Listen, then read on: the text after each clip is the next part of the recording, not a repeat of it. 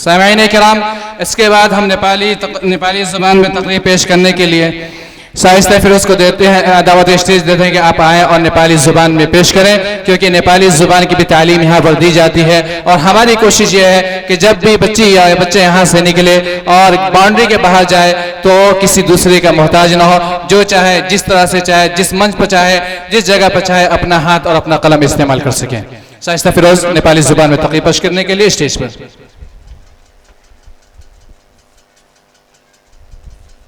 अस्सलामु अलैकुम व रहमतुल्लाहि व बरकातुहू। अल्हम्दुलिल्लाहि रब्बिल आलमीन वस्सलातु वस्सलाम अला सय्यिदिल मुरसलीन व अला आलिहि व सहबिहि अजमईन, अम्मा बाद। फ़अऊज़ु बिल्लाहि मिनश शैतानिर रजीम, बिस्मिल्लाहिर रहमानिर रहीम। अल-यौमा अकमलतु लकुम दीनकुम व अतममतु अलैकुम निअमती व रदीतु लकुमुल इस्लाम दीना। आदरणीय गुरुजन तथा प्रिय दाजुभाइ दिदीबहिनीहरू तथा उपस्थित हाम्रा सम्पूर्ण अतिथिज्यूहरूमा म सबैको हार्दिक स्वागत गर्दछु।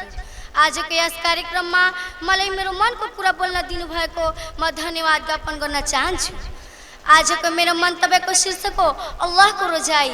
आशा गर्दछु कि मेरो कुराहरू शान्तिपूर्वक सुनिदिनुहोला।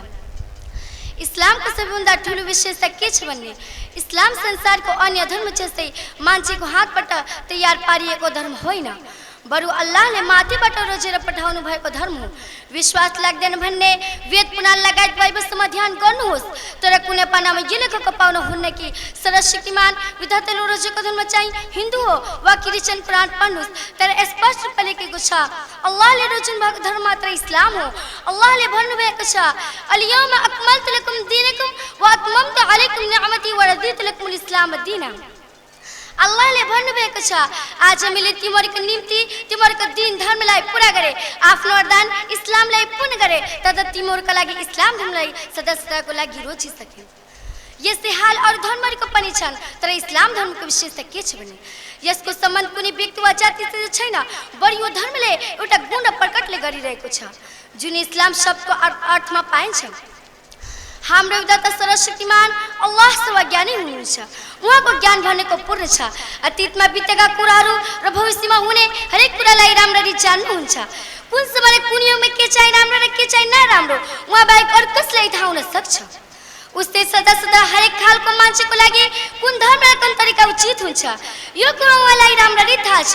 त्यसैले नै इस्लाम धर्मलाई सदा सदाको लागि रोज्नु भएको छ।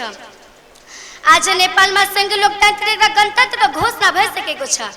नयाँ नेपालको नयाँ संविधान लागू हुने बित्तिकै अघिका संविधान आफै रद्द हुन्छ। उस्तै इस्लामले आफूभन्दा अघिका हरेक धर्मलाई रद्द गरेको छ। त्यसैले इस्लाम बाहेक अरू कुनै धर्म अल्लाहको दरबारमा स्वीकृत हुन सक्दैन। अल्लाहले आफै घोषणा गर्नुभएको छ इन्न दीन इन्दल्लाहिल इस्लाम। अल्लाहले भन्नुभएको छ धर्म भनेको मात्र इस्लाम नै हो। अर्को श्लोकमा अल्लाहले आफै भन्नुभएको छ वमन यब्तगी गैरल इस्लामी दीनन फलन युक़बल मिन्हु व हुवा फिल आखिरति मिनल खासिरिन। अल्लाहले भन्नुभएको छ इस्लाम बाहेक अन्य धर्म मेरो दरबारमा स्वीकृत हुनेवाला छैन, र जो इस्लाम बाहेक अन्य धर्मलाई आत्मसात गर्छ ऊ परलोकको जीवन क्षतिग्रस्त हुनेछ। अन्त्यमा अल्लाह तालाले हामी सबैलाई कुरान र हदिसको बाटोमा चल्न नसिब देऊ। आमीन। अस्सलामु अलैकुम रहमतुल्लाहि व बरकातुहू। वालेकुम अस्सलाम व रहमतुल्लाहि व बरकातुहू। ये थी शाइस्ता फिरोज़ जो अपनी बात को नेपाली ज़ुबान में पेश कर रही थी। इससे आपको अंदाज़ा लग गया होगा कि ये इदारा, ये जामिया जहाँ पर आज जलवा अफरोज़ है, जिसको आपने मुनव्वर किया, आपने इसको रौनक बख्शी, आप कहाँ पर बैठे हुए हैं और यहाँ की तालिबात, यहाँ के स्टूडेंट और यहाँ की बच्चियाँ किस कदर पाए की तालीम हासिल कर रही हैं। आप अल्लाह से दुआ कीजिए कि अल्लाह रब्बुल आलमीन इन बच्चियों को और इस इदारे को दिन दुगनी रात चौगुनी तरक्की अता फरमाए।